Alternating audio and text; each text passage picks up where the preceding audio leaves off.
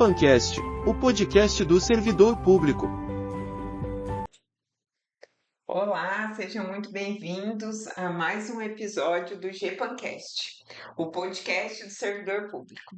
Eu sou Gisele Moreno e estou aqui para conversar hoje com o sócio-diretor da GPAN, o Marcelo Carlos dos Santos. Seja bem-vindo novamente, Marcelo, é um prazer ter você aqui com a gente. Fique à vontade.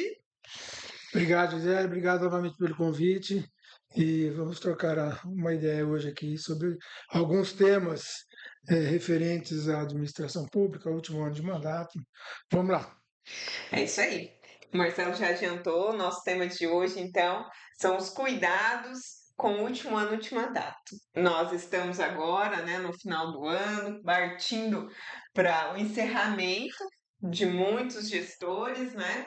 Então, algumas recomendações devem ser seguidas, alguns cuidados devem ser sempre encaminhados, atentados ali para que se evite futuros apontamentos do Tribunal de Contas.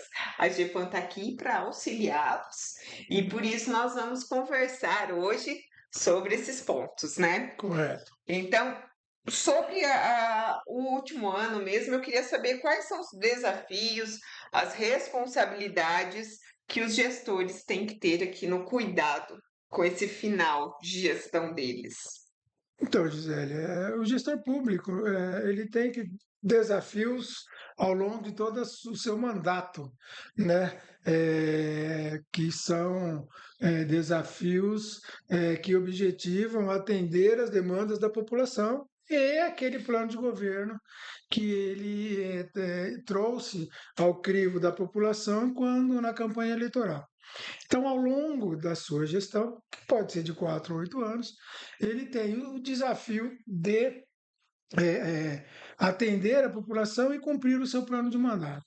Contudo, no último ano, né, e aí não importa se o gestor foi reeleito ou não, ele tem algumas travas, alguns cuidados a mais que ele tem que tomar em razão da lei de responsabilidade fiscal. Né? Então, a vida do gestor é um eterno desafio. Então, eu já vou aproveitar e já quais são esses cuidados, quais são as limitações que a lei de responsabilidade fiscal impõe a todos os gestores? Então, especificamente no último ano de mandato, e reitero que não interessa se o gestor foi reeleito ou não, porque é uma pergunta que a gente ouve rotineiramente de nossos clientes. Mas eu fui reeleito, não tem problema. Tem problema, né? Porque a lei de responsabilidade fiscal, no último ano de mandato, ela impõe coloquemos assim, duas travas, né, que não podem ser ultrapassadas pelo gestor no seu último ano. Então, não interessa se ele, no último ano ele foi reeleito, ou se não foi reeleito, ou se está ao final dos 8 anos.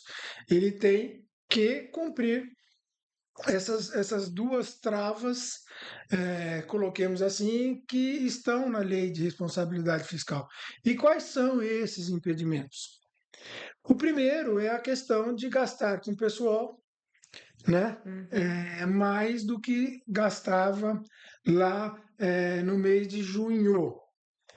E o segundo empenhar e liquidar despesas a partir do mês de maio, sem que possa pagá-las, ou seja, aquelas despesas empenhadas e liquidadas a partir do mês de maio têm que ser pagas ou o gestor tem que deixar recursos em caixa para que essas despesas possam ser pagas no próximo exercício. E aí, nós temos também a questão dos restos a pagar liquidados, que entram nesta conta, né? E o Tribunal de Contas do Estado de São Paulo, muito acertadamente, ao meu ver, ele interpreta que também aquelas despesas assumidas antes do período de vedação devem ser pagas ou devem contar com recurso disponível para pagamento, porque senão não faria nenhum sentido. Qual que é o objetivo da lei neste caso? É impedir que o gestor que está em último ano de mandato assuma compromissos para dificultar a vida da próxima gestão. Sim. Né? Então, não faz nenhum sentido que aqueles compromissos que ele assumiu antes do período de vedação sejam esquecidos Uhum. dentro desta linha de pagamento ou de disponibilização de recursos para pagamento. Então, o Tribunal de Contas do Estado de São Paulo, ele faz o cálculo, né, de quanto havia em disponibilidade financeira no mês de abril, Uhum. e todo mês ele acompanha a disponibilidade financeira do gestor que está saindo, para informá-lo, porque o Uhum. Tribunal de Contas ele disponibiliza esta informação no seu site, no seu sítio, lá no portal de transparência municipal, né? Ele disponibiliza esta informação trazendo ao gestor como anda a sua disponibilidade financeira. Uhum.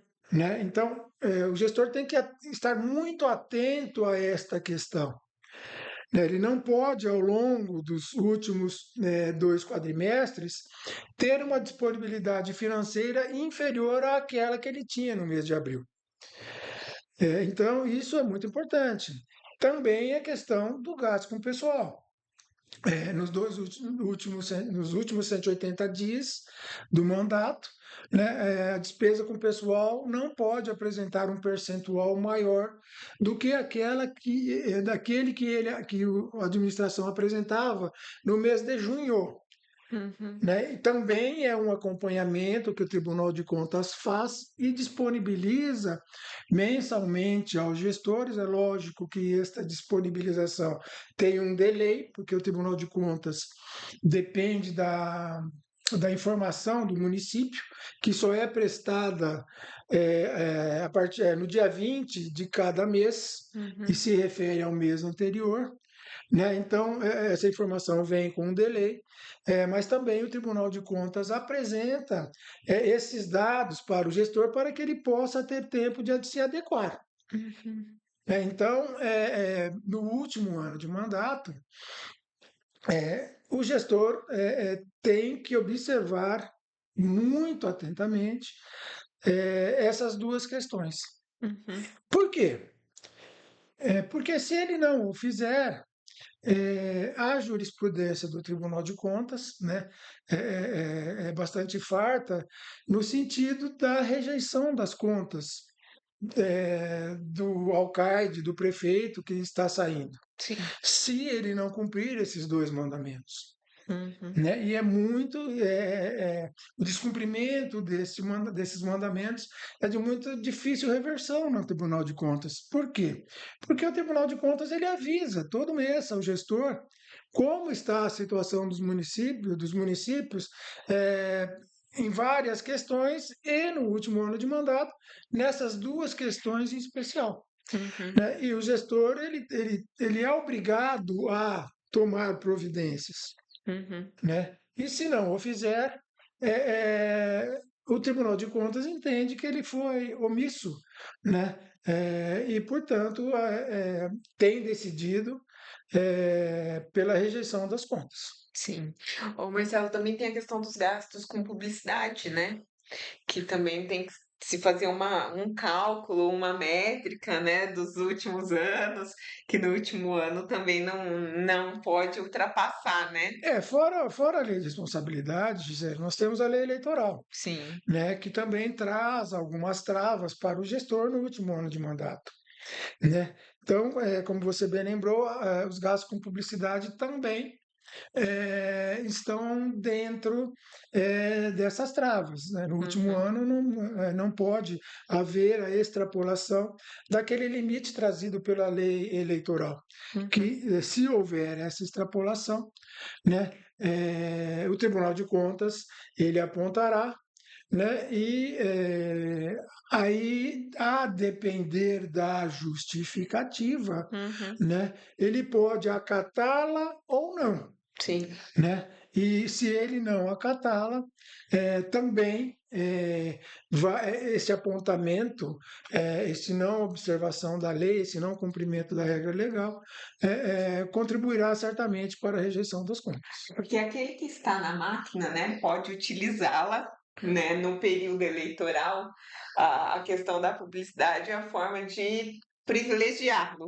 Então, por isso mesmo que um dos apontamentos ali no final o tribunal sempre observa essa questão para que não haja nenhum tipo de privilégio daquele gestor que está na frente, né? Então, sempre tem essa observação em relação a tudo isso. Enquanto você estava falando sobre o primeiro. Só antes Ah, diga. da gente progredir, realmente a lei eleitoral ela traz essas travas, né, e também é um pouco do espírito da lei de responsabilidade, né, para que o gestor que está à frente da máquina pública não saia, em caso dele estar disputando uma reeleição, não Sim, saia em vantagem em relação àquele que não está à frente da administração, né? Porque senão o gestor que está prefeito e concorre a uma reeleição, ele pode utilizar-se da máquina para poder ter uma vantagem em cima daquele outro que não está e está concorrendo ao cargo. Então, as leis, o regulamento legal, ele tenta impor uma paridade de armas, coloquemos sim. assim, entre os atores do processo eleitoral. Perfeito. Quando você estava falando da primeira restrição, da primeira limitação ali em relação a não extrapolar, né, ou ter caixa, né, disponível para o próximo exercício, eu me recordei de alguns casos que chegaram até nós sobre rescisão contratual de forma equivocada, porque o gestor ou as pessoas que estavam ali enquanto gestores, né, na frente, entendiam que não podia se passar o exercício com um contrato em execução, né? Muitos casos solicitavam a rescisão do contrato, mas é uma coisa equivocada, uma interpretação equivocada. Contanto que haja, né, a disponibilidade, não há nenhum tipo de impedimento. É isso que vocês também consideram, entendem? Sim, é exatamente isso. Quando a lei fala de eh, haver disponibilidade de caixas para parcelas a serem pagas no exercício seguinte, a gente tem que interpretar isso, né?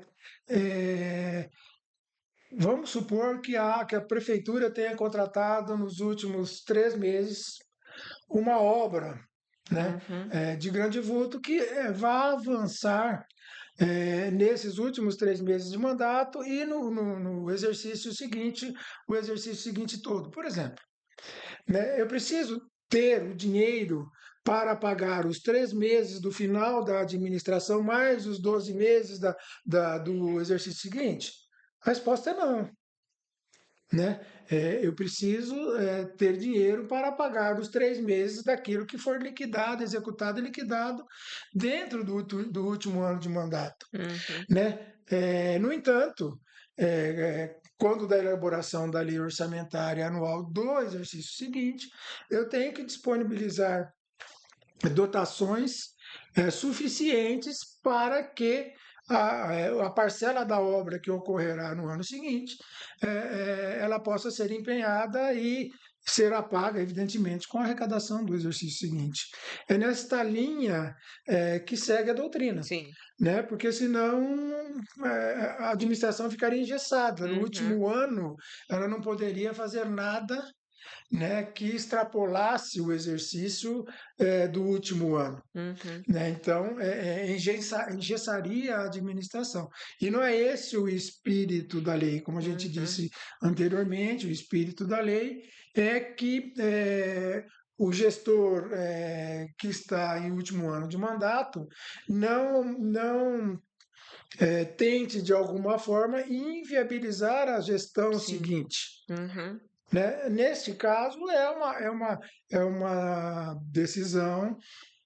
uma decisão dentro daquilo que está, com certeza, constando no plano plurianual da administração. Esta obra já estava pensada dentro de um programa de governo, Uhum. né? Então, a preocupação tem que ser com os recursos suficientes para pagar a parcela da obra, no exemplo que eu dei, dentro do último ano de mandato. Maravilha. Eu queria uma orientação sua em relação ao planejamento e à execução orçamentária responsável. O que que você nos traz aqui? Qual é a dica? Se há alguma dica, né, na verdade. Assim, não há, na verdade, uma fórmula de bolo, uma fórmula mágica para a execução orçamentária no último ano de mandato. Né? A execução orçamentária do último ano de mandato, ela tem que ser a mesma ao longo de todo o mandato, ao longo de toda a existência da administração pública. E qual esses cuidados quanto da execução orçamentária? É executá-la dentro de parâmetros factíveis de receita. Né? E aí começa lá atrás, no planejamento, na formulação do PPA, na formulação da LDO e na formulação da LUA. Uhum. Né? A gente, desculpa usar uma expressão aqui um tanto quanto corriqueira, a gente não pode viajar quando a gente vai formular a nossa lei orçamentária. Nós temos que fazê-lo com os pés no chão, dentro da realidade de cada município. Sim. Né? Então, aquela prática usual e antiga de encaixar a receita dentro da despesa Uhum. tem que acabar. Nós temos que encaixar a despesa dentro da receita. Se o meu município, historicamente, arrecada 100 milhões, por exemplo, eu não vou prever receitas de 120, 130 milhões e depois eu vou encaixar a minha receita dentro dessa despesa. Não é possível, porque muitas vezes a receita não vai se comportar, não vai arrecadar os 130, Uhum. vai arrecadar 100, 110 no máximo, né? E aí nós começamos a gerar aquela velha mazela que já existe desde sempre na administração pública, que são os restos a pagar. Uhum. E aí o fornecedor, de boa fé, presta o serviço ou entrega o produto que a administração pública necessita e não recebe porque o município, quando da execução orçamentária, não tomou cuidado.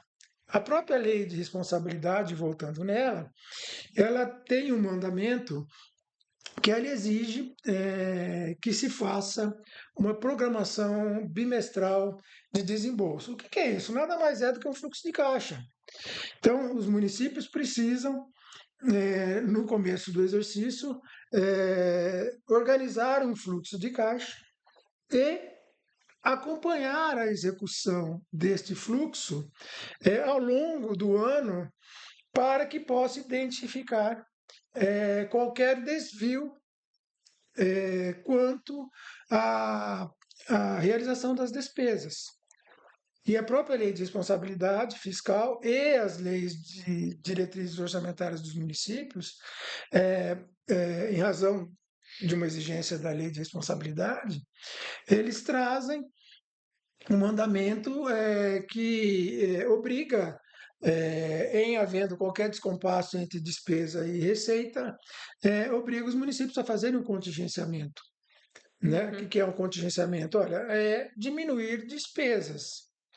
Né? Isso é contingenciar, é diminuir despesas, cortar despesas, para que possa haver uma equalização da despesa e da receita.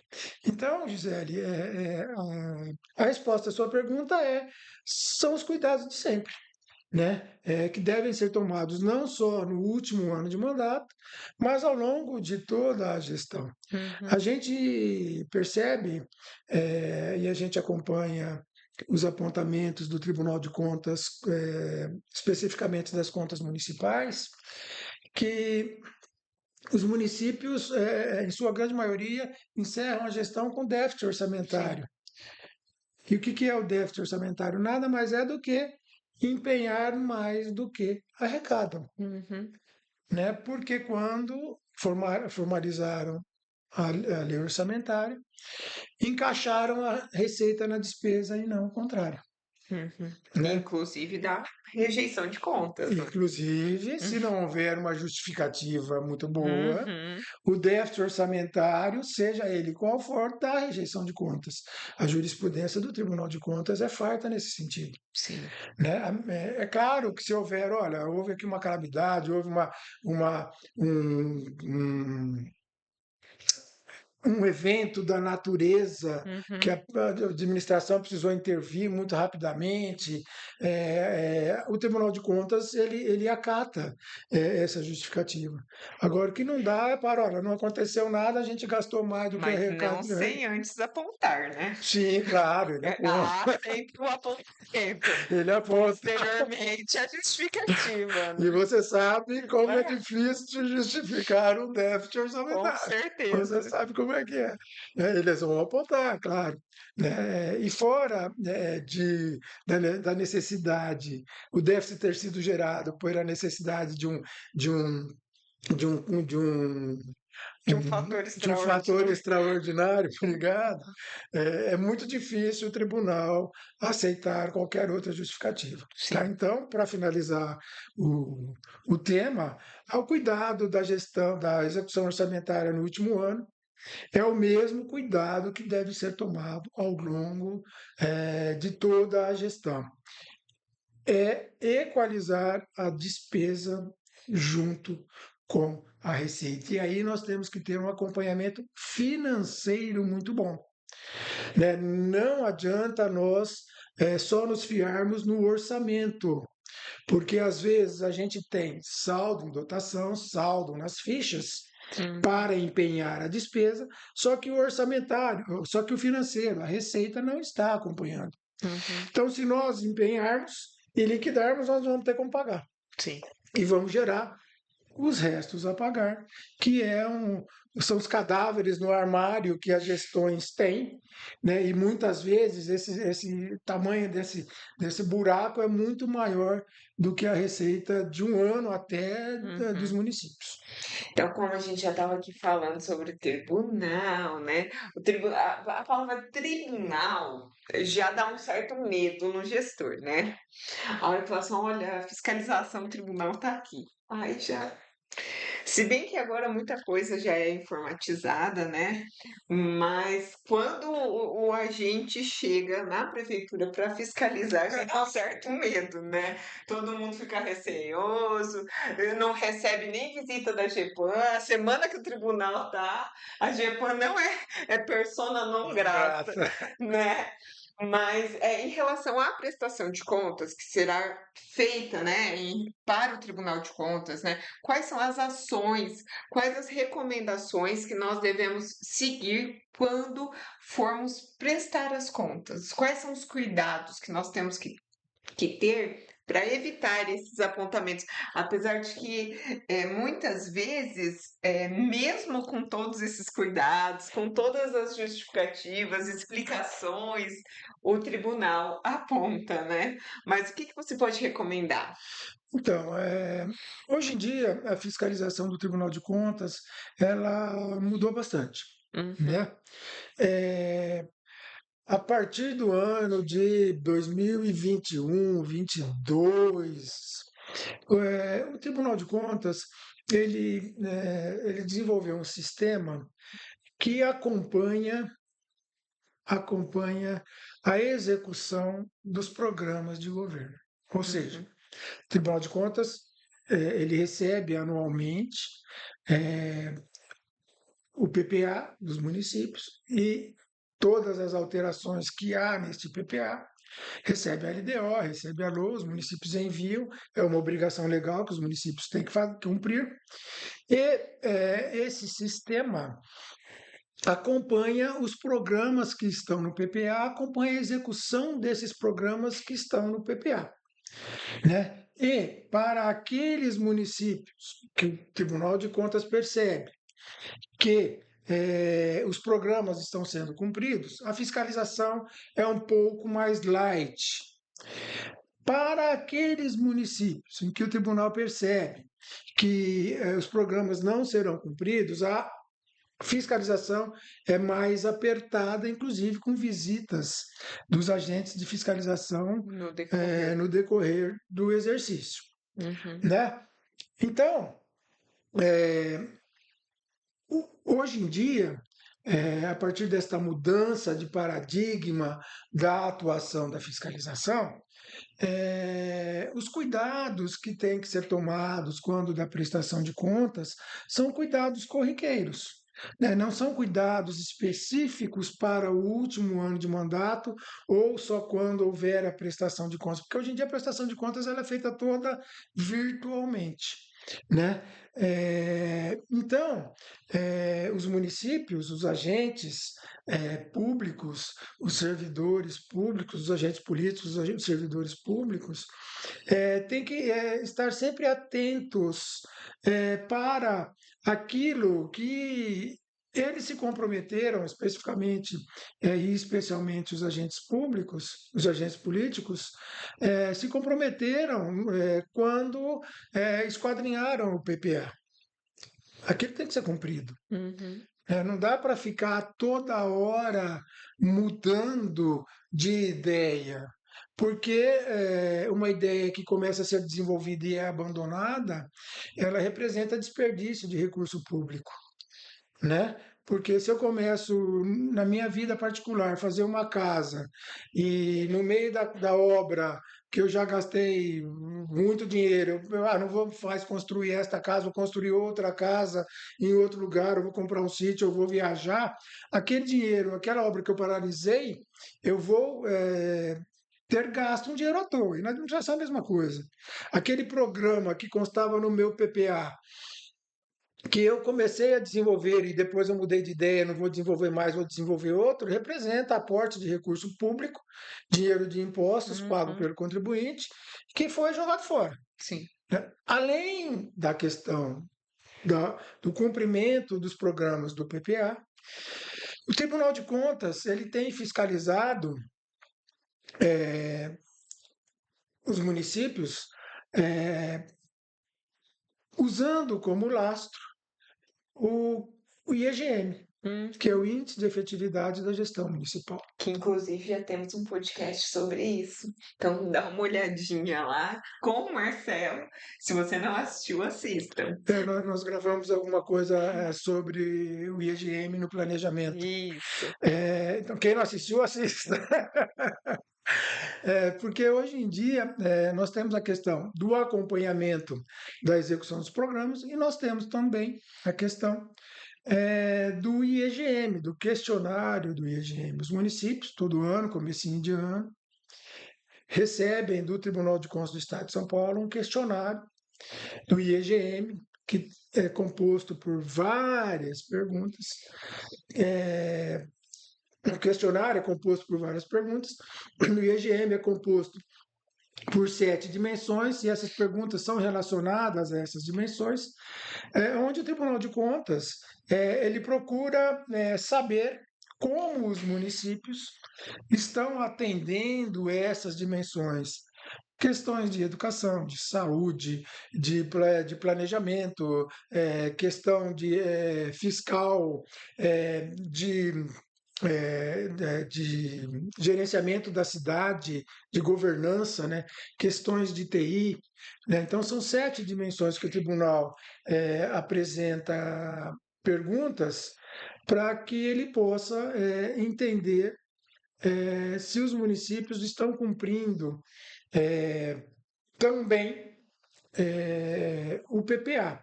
Aqui não especificamente em obras, mas também tem obras, né? Mas de uma forma mais abrangente.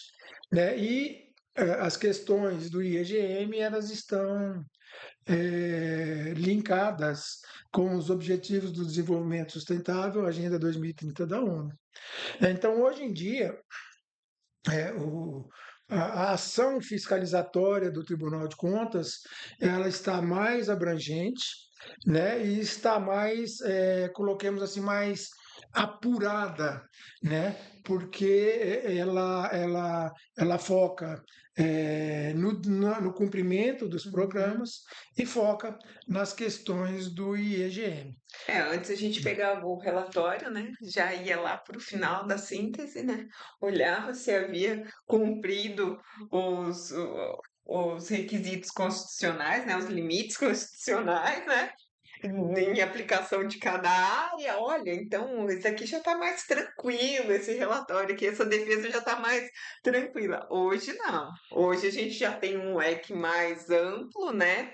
E mais específico em relação ao cumprimento efetivo, né? Não é só no papel. Tem que ter a demonstração de que foi praticado realmente, É né? por isso que chama índice de efetividade, né? Uhum. Efetivo é aquilo que traz resultados positivos, né? Por isso que chama índice de efetividade, porque o Tribunal de Contas busca mensurar a efetividade do gasto. Aquele gasto do gestor público, ele foi efetivo, ou seja, ele trouxe algum resultado positivo para o cidadão?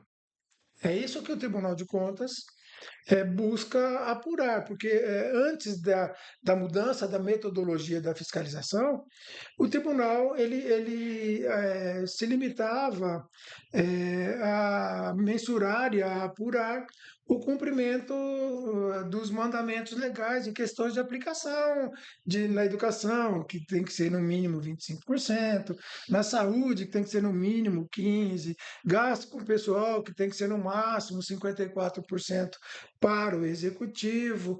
Então, o Tribunal de Contas, pagamento de precatórios, enfim, Uhum. é um leque de questões, de temas que o Tribunal de Contas é, aponta e apontava especificamente nessas questões, né, de cumprimento de determinações legais. Hoje em dia, coloquemos assim, ele explodiu, né, a sua visão, né, abrangendo vários outros temas, em especial aqueles trazidos pela Agenda 2030, Uhum. né, pelo questionário do IGM. Então, agora, depois da palavrinha, tem a síntese, né? Que é o quadrinho, né, Marcelo? Sim. Depois da conclusão, é aí que começa realmente o trabalho da GEPAN, né? A hora que você pega, já que você tocou no assunto, A hora que você coloca lá uma, duas, três, você fala, meu Deus, cinco, seis exato. páginas depois da conclusão, aí A hora você. que você pega o relatório, e para quem gosta de ver, eu gosto de olhar os relatórios, né? eh, você percebe que o buraco é muito mais embaixo, né? Porque o relatório realmente ele traz as questões do IGM. Olha, Uhum. o município tem plano diretor, o município tem plano de contingenciamento de catástrofe, o município tem coleta seletiva, o município faz reuniões periódicas para apurar o seu planejamento, o município faz audiências públicas, o município faz muitas alterações orçamentárias ao longo da execução, o município tem plano de contingenciamento em questões de TI, tem um departamento de TI especializado, o município, nas creches, ele tem sala de aleitamento, tem computador nas salas de aula, tem biblioteca, Quadra, né? poliesportiva. Quadra, quanto do planejamento da receita, receita por receita é esquadrinhada e é mensurada, enfim, se a gente for ficar falando aqui, a gente vai ter que Isso vai fazer acabar hoje. 50 podcasts só para conversar sobre Os o IGM, apontamentos. os apontamentos e as perguntas do questionário. mas eu estou falando isso para vocês terem uma dimensão de como a coisa está, Uhum, né? E no nosso modo de pensar, o Tribunal de Contas está corretíssimo, está com certeza. corretíssimo. É o papel deles. É o papel dele, né? Porque aquela discussão que a gente já teve em outras oportunidades, e a gente passou aqui meio rapidamente, não dá para a gente brincar de Governar. governar. Não dá para a gente brincar de ser gestor. Né? Por quê? Porque isso tudo custa dinheiro, um dinheiro Sim, pago a duras penas pelo contribuinte que quer ver o seu recurso, aquele dinheiro que ele pagou de sim, imposto, bem aplicado. com certeza. Né? Então, esse é o papel que o Tribunal de Contas possui, tem apertado ano a ano, que está corretíssimo. Com Né? certeza. Marcelo, agora partindo para um finalmente aqui, eu queria falar sobre transição de governo com você, já que estamos falando sobre o último ano, sobre encerrar. Aquele gestor que já ficou durante 8 anos, ou aquele que vai sair agora, vai ter que fazer essa transição.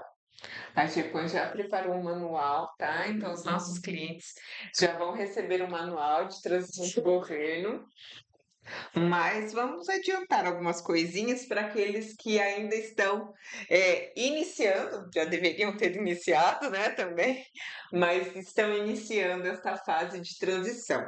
E aqui eu relacionei o seguinte: para fazer uma transição eficiente, é necessário criação de comitê, grupo de trabalho para transição? Qual a importância dos relatórios detalhados da situação financeira e administrativa do município e a comunicação eficaz entre os grupos? Então, são 3 itens, né? Comitê, é necessário comitê é, e grupos de trabalho, relatórios para saber onde se está entrando, Como eu né? já estou, né? É, e a comunicação. Porque o que acontece muitas vezes a gente acha que é um processo tranquilo, mas muitas vezes entra a oposição, né? Entra um grupo ou sai um grupo, né, que não está de acordo com o novo gestor. Então, muitas vezes acontece de forma um pouco conflituosa e acaba prejudicando, né, o todo, o coletivo. Mas então vamos lá. Transição. Bom, vamos falar um pouquinho de transição, então. Essa questão de transição de governo no Brasil, até onde eu me lembre, começou lá com o Fernando Henrique Cardoso, quando ele deixou o governo e entrou primeiro o governo do Lula. Né? Até então, no Brasil, e volto a frisar, até onde eu conheça, não havia a institucionalização da questão da transição de governo. Né? Então, foi o Fernando Henrique que fez aprovar uma lei que institucionalizou a transição de governo. Para que serve a transição? A transição de governo nada mais do que a disponibilização de informações da administração que está saindo para a administração que está entrando. Né? Não há, ou pelo menos não deve haver, no período de transição, o espírito daquele que está entrando de tomar conhecimento de eventuais mazelas para que possa, mais uma vez vou usar aqui uma linguagem popular, vocês vão me desculpar, para que possa detonar a administração que está saindo. Não é este o objetivo. Né? Não há nada mais democrático do que uma transição de governo civilizada. Sim. Né? Mas, infelizmente, como a Gisele já disse, isso não é tão pacífico assim e não é tão institucionalizado assim.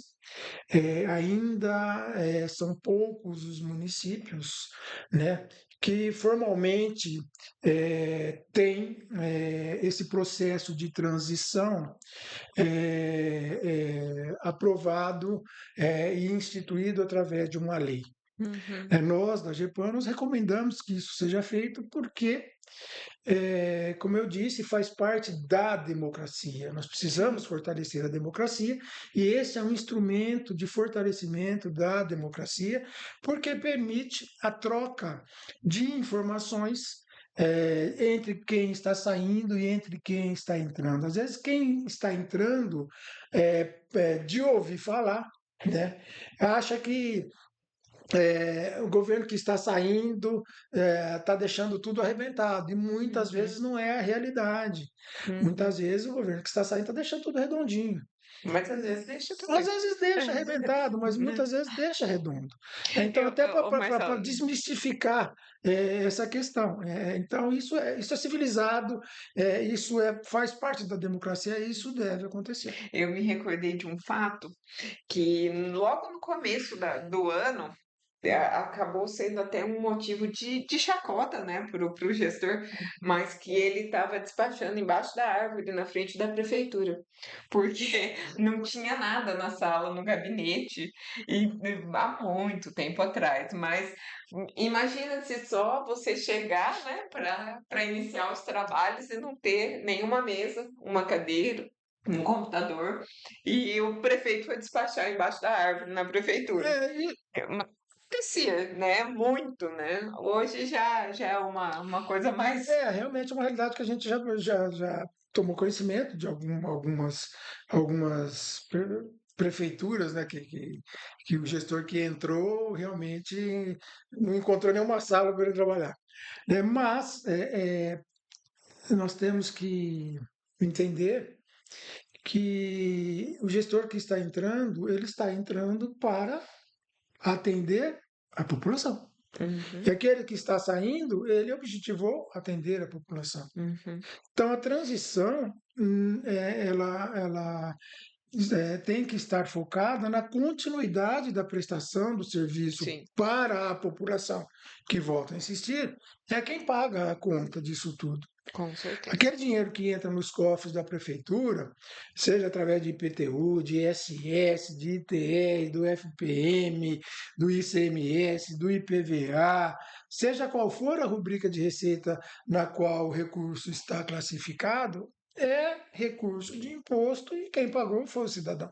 Uhum, Então, a transição ela deve objetivar a transferência da maior quantidade de informações possível de quem está saindo para quem está entrando, para aquele gestor eleito que vai começar o mandato possa já quando no primeiro dia que assumir já ter uma posição sim, eh, de como anda o desenvolvimento dos programas de governo, porque o gestor que entra no primeiro ano do seu mandato, ele vai estar cumprindo o uhum, último ano do PPA do gestor que está saindo. uhum, Ou seja, ele vai, no primeiro ano do seu mandato, desenvolver programas do gestor que está saindo. sim.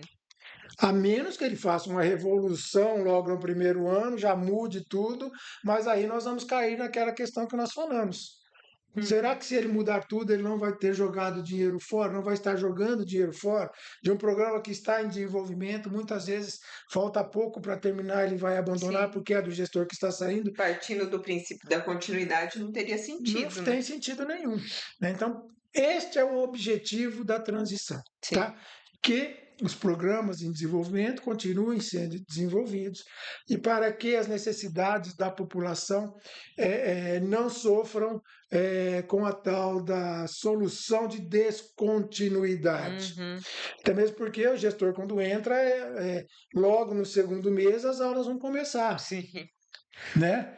Tem transporte de alunos, tem professor, tem Merenda. merenda escolar, as escolas estão aptas a receber os Uhum, alunos, né? Logo no primeiro dia, já tem necessidade de medicamento no posto de saúde, Uhum. de gasolina para os carros e para as máquinas da prefeitura continuarem prestando serviço, Sim. né? É material de escritório para que todos os departamentos continuem prestando o serviço que prestam, Uhum. né? Então, é para isso que serve a transição de governo, para que não haja uma interrupção, para que o gestor que entra não perca tempo buscando informações que ele pode ter antes de assumir, Sim. né? Aí você me perguntou, olha, como é que as administrações podem operacionalizar a transição de governo? Isso. Vamos lá. O ideal, Gisele, é que a administração que está saindo e o gestor que está entrando eh, formulem, apresentem grupos de trabalho, Uhum. né? A administração indica lá 2, 3, 4 servidores que está saindo, e o gestor que está entrando também indique lá 3, 4, 5 pessoas, né, que vão conversar entre si para que as informações sejam de conhecimento do gestor que está entrando. Então, o ideal é que haja. O Fernando Henrique, quando fez isso, ele disponibilizou inclusive um espaço, se não me engano, era no Banco do Brasil, e continua sendo até hoje, se não me falha a memória. Era um espaço lá do Banco do Brasil, lá em Brasília, né? Os servidores, as pessoas da gestão que está entrando, se não me falha a memória, inclusive recebem uma remuneração por esse tempo que estão trabalhando na transição, né? Então, isso não é possível ser feito no ente municipal por várias questões, né? Mas o que o gestor que está saindo pode fazer, olha, vou aqui disponibilizar um espaço, material para que vocês possam trabalhar, vou designar uma equipe que vai discutir, vai apresentar os documentos para a equipe designada pelo gestor que está entrando, né, para que a transição possa ocorrer Uhum. de uma forma que seja bom para o cidadão. Maravilha. Então, todas as informações necessárias, essas equipes têm que realizar essa troca, né? Eles têm que estar ali, disponíveis para a conversa, para um diálogo fraterno, amistoso, né? E extremamente importante. Sim, a fase de transição, se ela for bem equacionada, porque haverá uma lei, né, instituindo no município a transição, haverá um decreto depois regulamentando este período de transição, né? Então, a GEPAN tem o modelo dessa lei e o modelo do decreto, se alguém se interessar, tá? Então, as equipes, tanto de quem sai como de quem entra, é fundamental que elas conversem, troquem informações, né? E ao final do processo, seja gerado um relatório, Sim. né? Um relatório que pode ser levado ao conhecimento da comunidade. Não tem problema nenhum. Quanto mais transparência, melhor. Né? Quanto mais publicidade, melhor. Né? Até mesmo porque, é, para que ninguém depois diga que foi pego de surpresa ou que é, a gestão que está saindo não fez alguma coisa que fez, Uhum, ou fez alguma coisa que não fez, uhum. enfim, né? Como a gente disse no começo, isso é democrático, isso é civilizado, né? Porque todos os atos da administração, eles têm que ser públicos, Sim. eles têm que ser levados ao conhecimento do cidadão, a não ser aqueles que estão protegidos pela Lei Geral de proteção de Lei Geral de Proteção de Dados, né? E também pela lei da transparência. Sim. Alguns dados eles podem ser tidos ou colocados como sigilosos, a não ser esses. Todo o resto é de interesse do cidadão. Uhum. Né? O cidadão tem que ser levado ao conhecimento do cidadão. Né? Porque volta a insistir, e desculpa a insistência, porque é o cidadão que paga a conta. É isso aí. Pessoal, se você que não é cliente de PAN e gostaria, né, de receber algum modelo nosso, de ter um auxílio em relação à transição, deixe um comentário aqui abaixo do vídeo, se a gente puder ajudar, tá bom? Ou nos chame no nosso suporte lá no nosso site, tá bom? Então, Marcelo, eu queria agradecer o nosso bate-papo de hoje, a nossa conversa. Eu acho que foi muito importante neste momento, né, no atual momento, esses esclarecimentos. Então, muito obrigada. Seja sempre muito bem-vindo. Obrigado, eu que agradeço a oportunidade, o convite, né? E foi um bate-papo muito gostoso, né? Porque especialmente nesse período que nós estamos atravessando. Então, eu espero que vocês tenham gostado do nosso episódio de hoje. Não se esqueçam de ativar o sininho para receber todas as nossas notificações.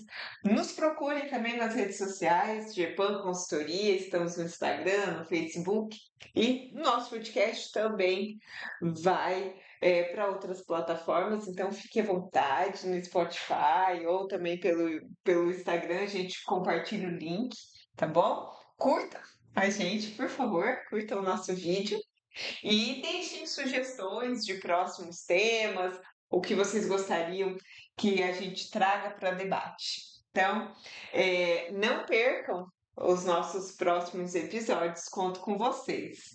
Esse foi o GPAncast e até uma próxima oportunidade. Muito obrigada!